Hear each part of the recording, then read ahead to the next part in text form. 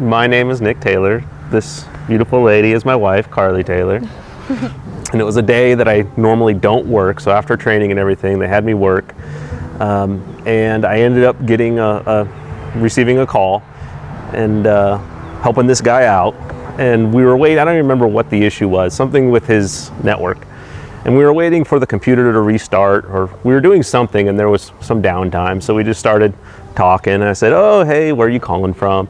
And he said, oh, Placerville. And I'm like, oh, cool. Hey, my wife and I are closing on a house in Shingle Springs. That's kind of cool. I asked him what he does. And he's like, oh, I'm a pastor. And I was like, oh, all right. He's gonna give me like a little spiel or a run or say I should come to church. And he did. He's like, oh, you should swing by our church. And I was like, yeah, okay. And I was being polite more than anything. I was kind of not into the whole church thing at that time, although she was certainly trying to get me into it. Because we were moving, Karli and her mom were looking for a church. So it came up and I was like, oh, hey, actually I talked to this guy who's a pastor in Placerville. He invited us to church. Why don't you go check it out? And so she went and she came back and said that she really liked church. And then she said they have donuts. And I was like, ooh, I like donuts. At the time they had donuts, yeah. I like donuts. So I started going to church for the donuts. And met David face to face and look at all the things that had to go in to getting me here. I mean, Karli had been fighting with me, trying to get me to church for years.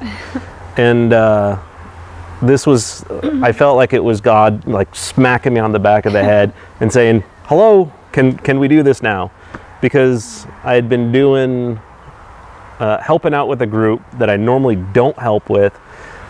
It was for a very specific reason. It was because they were launching some software. It was on a day that I didn't work.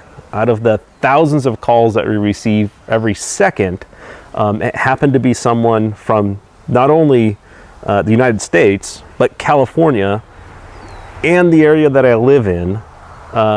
We happened to have an issue where we had some downtime while we were waiting for a step that we just started talking. The question happened to be, where do you live and what do you do? He invited me. I said yes.